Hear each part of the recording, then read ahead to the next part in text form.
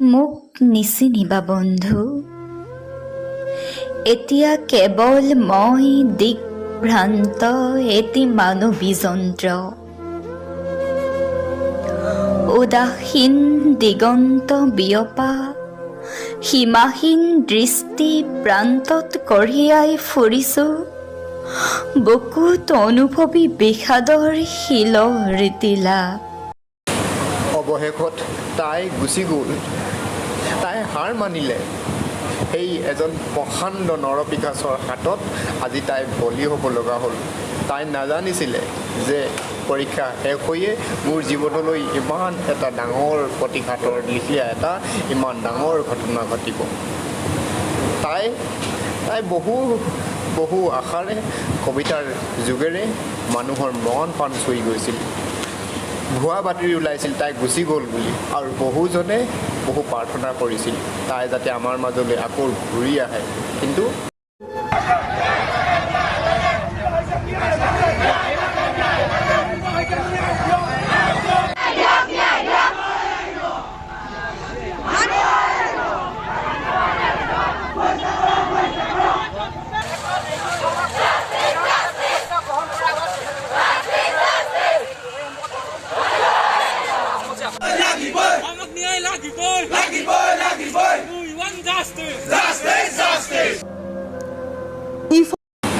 ডক্টৰেও বহু আপ্ৰাণ চেষ্টা কৰিছিল তাইক আমাৰ মাজত ৰাখিবলৈ, কিন্তু নাই।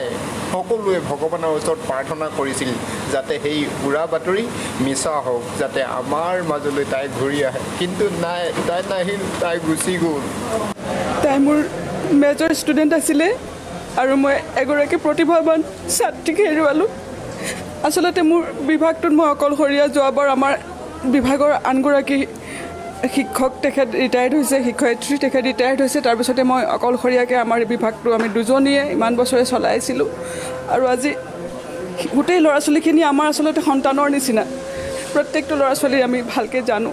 আৰু তাই যথেষ্ট প্ৰতিভা আছিলে, আৰু তাই আমাৰ টপাৰ আছিলে, ফাৰ্ষ্ট আৰু ছেকেণ্ড ছেমিষ্টাৰ টপাৰ আছিলে তাই। আৰু আচলতে মই গোটেই ঘটনাটো নাজানো ইমান কি এনেকুৱা এটা ইমান জঘন্য এটা কাণ্ড হ'ব বুলি আমি কেতিয়াও আশা কৰা নাছিলোঁ।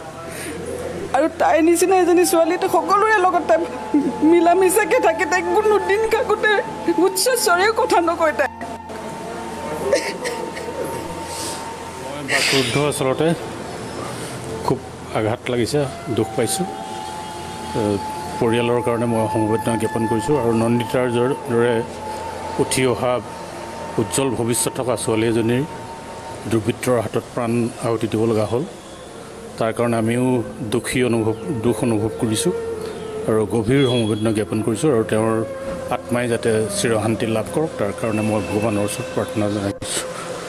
মোৰ আৰু ক'ব লগা নাই, অন্তৰত বহুত আঘাত লাগিছে। সেয়া আছিল কলেজৰ অধ্যক্ষ, আৰু তেওঁ চকুত চকুলো।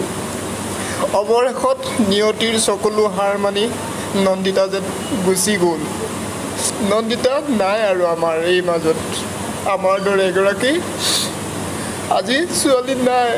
কিমান দুখত মই এই কথা কৈছোঁ। ভগৱানৰ ওচৰত প্ৰাৰ্থনা কৰোঁ আমি যেন তাই আত্মাই যেন শান্তিত থাকক। নেদেখাজনৰ ওচৰত প্ৰাৰ্থনা, তাই আত্মাই যেন শান্তি লাভ কৰে, আমি তাকেই কামনা কৰোঁ।